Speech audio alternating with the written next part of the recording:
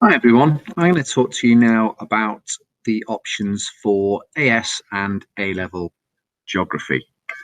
I'm going to share now with you the presentation and I'll talk through that. So we can see to start with why to use geography as an A-level. Well, geography is seen as what they call a facilitator A-level. What that means is that universities such as members of the Russell Group, they are looking for what we would consider maybe traditional academic style A levels in order to demonstrate your ability at further education. So how would that work? Well, if you were to go to university to study music, then they would obviously want you to have music A level. However, they would also expect to see a number of facilitator A levels to sit alongside that demonstrates your academic ability. And as I said earlier, geography is considered a very strong all-round academic A level. So there is that to consider for whatever option you want to move forward with after A levels. You can see from this slide here as well that those 82% of people in 2016 who took A-level geography and went on to university. Now, of those, quite surprisingly, 35% went into what would be considered arts, humanities, and social science. That includes things like social studies, law, business, areas like that. And you do have 21% who moved into the sciences, medicine, veterinary, biological sciences, environmental sciences is becoming as well more popular. 18% continued working within a true geography field. So there is a wide range of areas within the employment sector that geography A-level can support you with. So what have we got within the course? Well, in your AS year, year 12, there will be 2 modules. And then in your A2 year, there are 3 units that you'll be studying. I'll go into those now in a little bit more detail. So unit 1, we've got 2 sections here, changing landscapes and tectonic hazards. What we've got in the changing landscapes, we study coasts, and we start off at a really local scale. So we'll be looking at Newport wetlands, and we'll be moving that outwards to a regional and sort of national level, and look at issues and concerns that are raised and that take place within that coastal environment locally, how that environment forms, and see if that can be sort of extrapolated out into wider concerns and issues. The second part is around tectonic hazards. Now, this is very much a strong human and physical module where we look at the physical processes behind those tectonic hazards, those being volcanic and earthquake. But then we flip that and look at the human impact on those, how we react to those, how we can possibly manage them, and the impact that they have on our lives and economy and social structure moving forward for those people who live within an active zone. So that's how those are the 2 sections for unit 1. The second unit that we study in year 12 is called changing places. This is very much a human-based module, and it's looking at urban areas, and it focuses on the dynamic characteristics of the area where we live. So we start to look at Newport, we widen that out into Southeast Wales, incorporating Cardiff, and then we look at all elements that make that area tick. So we look at employment, we look at population structure, we look at technology, we look at infrastructure. How are these things intertwined, and how do they enable those areas to grow in different ways, either in terms of population, in terms of employment, in terms of the economy?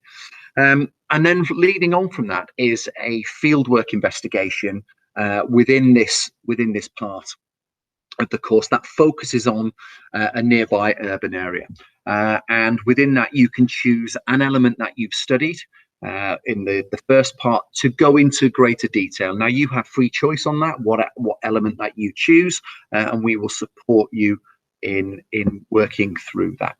That takes you to the end of year 12. Moving on into year 13, we've got our 3 units that we would cover here. The first one being global system and governance.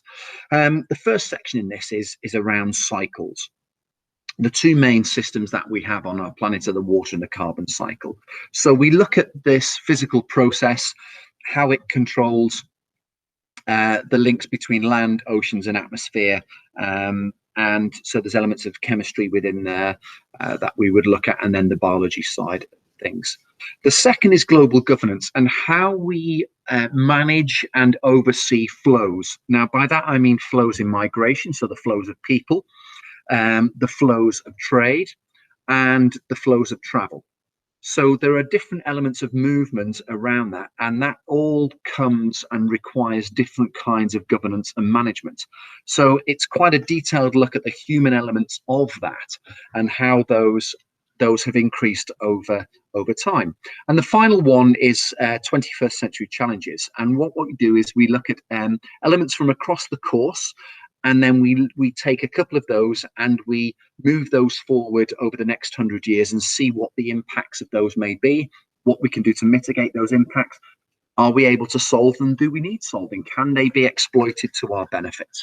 So those are the three areas of Unit 3, Global Systems and Governance. And the next one is contemporary themes in geography, and we have a choice of 2 topics from 4. Again, this is open to discussion with yourselves, so these are not fixed in stone, and should you come in and the majority of the intake want to look at, say, ecosystems and then energy challenges, they'll be the 2 that we do. So as I mentioned there, you've got the ecosystems, so very much what are they, where are they found, different scales ranging from micro ecosystems up to biomes on a global scale, and the management and exploitation of those. We then look at economic growth and the challenge. So we look at either India or China and the rapid development that they have made economically. We then look and compare that with development in sub-Saharan Africa at a much slower pace and at a much lower level. The next one we can look at then is energy challenges and dilemmas. So we look at the problems that we face moving from a fossil fuel-based economy and industrial model to one that is based around renewables. We look at why, even though the raw materials are out there and able to be used and will provide us with more than enough energy, what are the geopolitical issues around that, as well as the practical issues. And then the final one is weather and climate. We look at how that is changing. We look at what's impacting that on a local level, right to extreme weather events around the globe. So those are the 4 topics, and we would choose 2 from those. The final part then is an independent investigation, and this links very well with your individual project for Skills Challenge in Year 13. So it's a 3,000 to 4,000 word investigation, and it will be based around one element of the course that you have covered over the last 2 years. You have free choice in that, in what you want to do. However, you will be guided and supported by staff here. The reason for this is because there are some practical elements. If you want to go and collect data from a really high quality glacial environment, then realistically you're looking to travel up to Scotland. We can't provide that for you as a school. That would have to be an independent trip with your family or others. And so we would have to look at how practical that is for you to actually go ahead and do. Also, we will guide you around whether your topic is and your question or your hypothesis is detailed enough or at the right level. But like I say, this can link incredibly well with the project that you'll be doing in Skills Challenge. And you can use one to very much fit for the other. You will be devising the appropriate collection and selection and presentation of your own primary data through your own observations and recording. You will be supporting that with secondary evidence that you'll be researching. You will then present that data in suitable ways. You will analyse and explain your findings, and that will lead to your evaluation of your work and your own conclusions. And like I said, that's a free choice based around any element of the course. I'll stop sharing that now with you, and we'll come back onto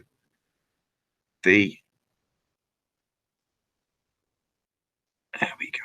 So if you have any questions around AS or A-level geography, please get in touch. We're here to help you.